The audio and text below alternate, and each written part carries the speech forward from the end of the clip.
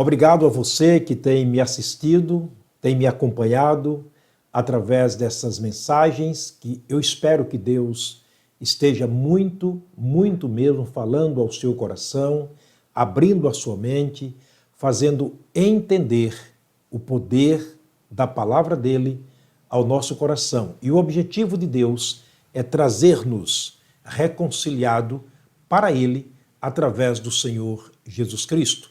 Está lá em 2 Coríntios, capítulo 5, que Jesus, quando morreu na cruz, ele estava reconciliando o mundo consigo mesmo. 1 Timóteo diz que o desejo de Deus é que todo homem seja salvo. Mas a pergunta de hoje é: de quem realmente era a igreja que Saulo estava perseguindo, ameaçando, assolando? Se lembra da mensagem anterior sobre o Golias, que afrontava o povo de Israel? De quem era Israel? O povo de Deus. De quem era Davi? Era o ungido de Deus. Então, eu nunca vi alguém que tomasse fogo em suas mãos sem que se queimasse. Foi o caso de Golias, não é diferente também o caso de Saulo. Vamos ver hoje de manhã, nesta mensagem, seja o horário que você estiver me assistindo. Estou gravando na parte da manhã, mas onde quer que você esteja neste momento, o horário que você estiver me ouvindo, vamos ver de quem realmente era a igreja que Saulo estava perseguindo. Ele não se dava por conta, até que encontrou o dono, o grande perigo que ele estava enfrentando. O texto de Mateus 16, 18, Jesus Cristo disse: edificarei a minha igreja. Mais tarde, Paulo, depois da sua conversão, como apóstolo e doutor dos gentios, ele disse uma frase interessante, e Lucas escreveu a frase de Paulo. Capítulo 20, versículo 28 de Atos, ele disse: a igreja de Deus, que ele resgatou com seu próprio sangue. Esta é a igreja que Paulo estava assolando, que Paulo estava perseguindo e maltratando. Mas ainda a 1 de Pedro, capítulo 1, versículos 18 e versículo 19, Pedro vai falar sobre o preço com o qual Deus adquiriu esta igreja. Ele disse: sabendo que não foi com coisas corruptíveis, como ouro ou prata, que fostes resgatados da vossa vã maneira de viver, que por tradição recebeste de vossos pais, mas com o precioso sangue de Cristo, como de um cordeiro imaculado e incontaminado.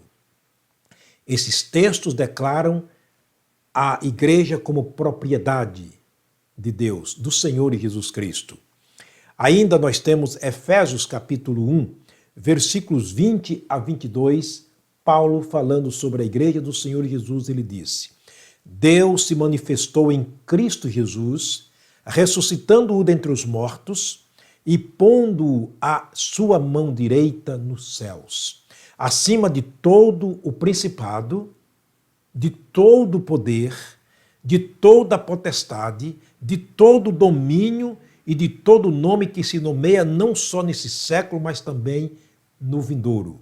E sujeitou todas as coisas debaixo dos pés de Jesus, e sobre todas as coisas Jesus foi constituído como cabeça da igreja.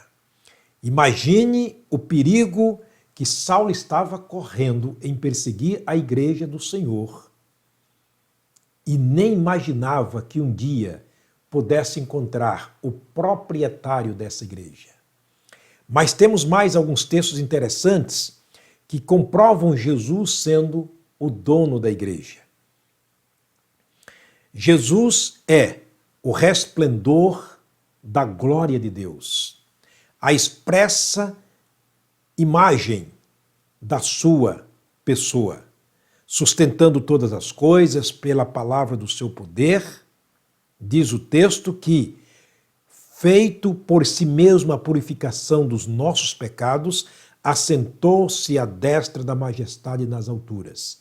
Hebreus capítulo 1, versículo 3. Jesus é o resplendor da glória de Deus, a expressa imagem da sua pessoa. Portanto, Jesus, o representante legal de Deus, este é o poder que Saulo estava enfrentando. Muita inocência, muita coragem, muita loucura, talvez loucura, sem entender aquilo que estava por trás de tudo aquilo que ele perseguia. Mas tem mais alguns textos interessantes. Primeira carta a Timóteo, escreve Paulo no capítulo 3, verso 15. A igreja do Deus vivo, coluna e esteio da verdade. Coluna e esteio da verdade. Portanto, este era o poder que um dia, mais cedo ou mais tarde, o perseguidor iria encontrar. E repito Mateus capítulo 16, versículo 18. E as portas do inferno não prevalecerão contra ela. A última parte do verso disse Jesus, depois de prometer edificar a sua igreja, ele disse, e ela será uma instituição blindada. As portas do inferno não prevalecerão contra ela. Você sabe o que significa isso? O nosso tempo não permite para se falar sobre este assunto. Mas as palavras de Jesus foram muito claras. O inferno, com todos os seus poderes, não resistirão ao poder da igreja. Quando Deus se levanta, nada subsiste, nada suporta. Jesus se levantou, naquele momento, contra Saulo, o perseguidor, e aqueles que lhe apoiavam, e todos cairiam naquele momento. Tem mais, 2 Timóteo capítulo 2, versículo 19, Paulo escreveu sobre a igreja. O fundamento de Deus fica firme, tendo este selo. O Senhor conhece os seus. O Senhor divisa os seus, porque eles têm uma marca. Está lá em Efésios capítulo 1, versículos 13 e 14, Paulo escreveu dizendo, em quem vocês agora estão, depois que ouvistes a palavra da verdade, o evangelho da vossa salvação, e tendo também nele crido, fostes selados com o Espírito Santo da promessa. Ele é o penhor da nossa herança, para o direito que Deus tem sobre nós de resgatar-nos daqui por ocasião da sua volta. E Jesus conhece os seus. Ele falando em Mateus capítulo 24, ele diz, enviarei os anjos e eles ajuntarão os meus escolhidos dos quatro ventos da terra. Portanto, ele conhece os seus.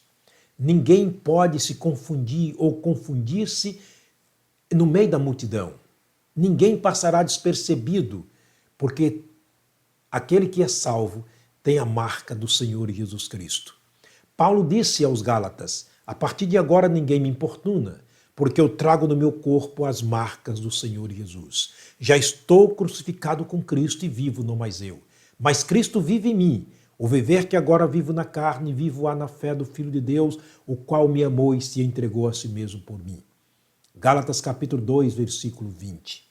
Portanto, era diante desse poder que Saulo estava, era esta instituição poderosíssima, não há palavras para descrever o poder da igreja de Jesus que Paulo ou Saulo estava perseguindo. Fica aqui, querido, uma dica para as autoridades constituídas neste mundo.